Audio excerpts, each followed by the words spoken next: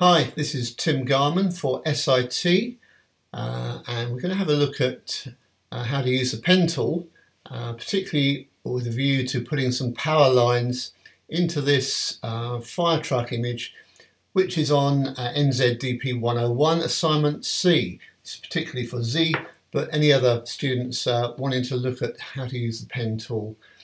And I'm not going to do anything else to this image first of all. You'll be probably turning it to black and white. You're going to add some colour to it and restore it.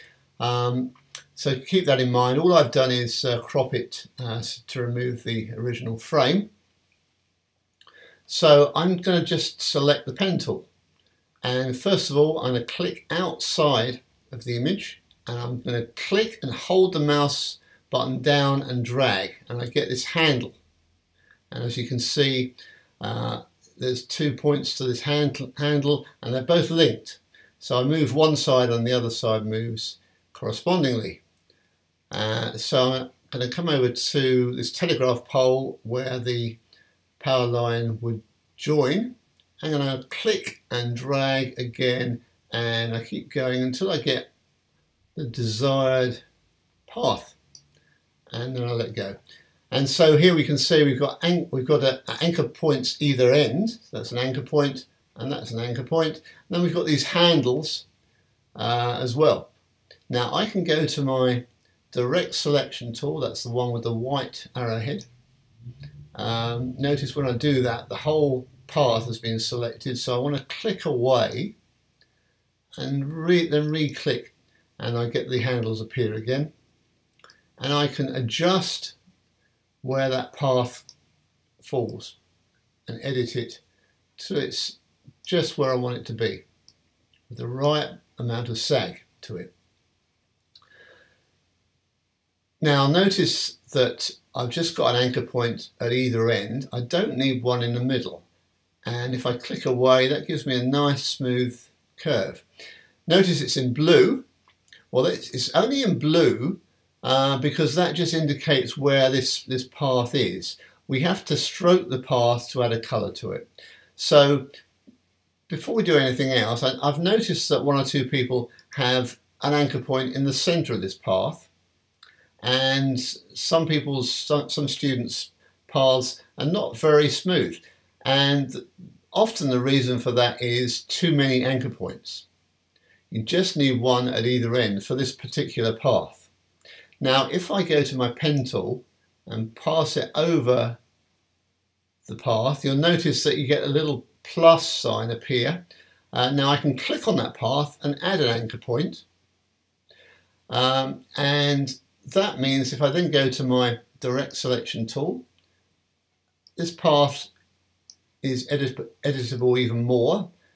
We can get lots of different shapes, but of course that's not the shape that we want, but that is one thing that we can do if we wanted to. So I'm going to just remove this and draw it again and just make one more point, click and drag. If I actually drew it with an anchor point in the middle and then went up there, and I'm just going to click away now. Now you'll notice that's not a smooth curve. It's got a bit of a change of direction in the middle, and that's exactly where that anchor point is. And that's really what an anchor point does. It gives you the opportunity to change direction with the path. And obviously we can go ahead and further edit that. But this is not really what we want for this particular path. We want it to be a smooth curve. Now I could go to my pen tool and choose the pen tool with the minus symbol next to it, and go over that, and notice when I mouse over that I get the minus symbol appearing next to the cursor, and it will even do that when I'm on the normal pen tool. If I mouse over an anchor point that's already there, I can remove it. And then I can go and edit the path and get it back to a smooth curve. And that's really what we want. Just to make one or two other points, if I was drawing a much more complex path, and it's not appropriate for this particular job, but if I had a path looking like that, I'd have all those anchor points, and as you click on them with the direct selection tool, you'll see all those handles become available, and you can edit them to your heart's content to get them in the right place. And because those two handles are linked, you get this smooth curve. Now, what if you didn't want that though? What if you wanted a right angle? Well, looking at my keyboard, if I hold the Option key down, I'm on a Mac, but on a PC it'll be the Alt key. If I hold that down and then move the handle, notice then it moves independently from the other handle, and suddenly I've now got a sharp change of direction, or a corner if you like. And that would be, if you wanted to draw something that needed that, that's how you do that. What if you wanted to, or you'd already got that, and maybe you got it by accident. What if you wanted to go back to a smooth curve? Well, go back to the pen tool, choose the Convert Point tool, and just click the anchor point, and you're able to draw, click and drag, you're able to draw out these handles again, and you go back to the smooth curve. So that's really how the pen tool works. The only other thing we can perhaps talk about is we've got what we call an open path there, because it doesn't go anywhere, but we can draw a shape. We could make it any kind of shape. If I just click, I get a straight line. If I click and drag, I get a curve, and when I join up the end point, I get a closed shape. Now, it's worth just pointing out, when I've got a closed shape, if I look at my paths palette over here, and I'll explain a bit more about that in a minute, but the menu enables me to turn that into a selection. If I choose Make Selection, and I can add a feather or a blur to the edge if I want to, but I'm not going to do that. I'm just going to go OK, and notice now that is a selection, an active selection. So I'm going to just switch that selection off, and I'm going to just delete let's choose the Path Selection tool. We'll select the whole thing, and again down here, just leave us with this path that we want. So I can select that. If I choose the Path Selection tool, you notice it selects the whole path. If I choose the Direct Selection tool, click away and reselect, it chooses the path ready to edit. So with the whole path selected, over here on the Paths palette, we notice we get a what's called a work path with a thumbnail, and you can just about see that path is indicated in that little thumbnail. Now, we can go ahead if we want to and save that path and give it a name. Now, the benefit of that is that we can have a number of different paths saved with different names.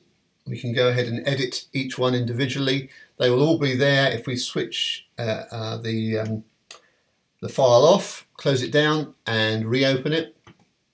So that might be useful. I'm not going to do that because I don't particularly need to, but you may find that it's a good idea. So if I want to deselect or deactivate that path, I can click in the Paths palette outside of the actual path and it disappears. But because it's still there as a thumbnail, I can go back and turn it on and then select it. Now, what I want to do is actually add a colour to this path, because when I click there, you'll see there's actually nothing there. There's no colour there. It has no colour. So the first thing I'm going to do is decide what colour it's going to be. And I think I'll choose the eyedropper tool and just select a colour from what's here, bearing in mind that when you edit your image, you'll have a different set of colours.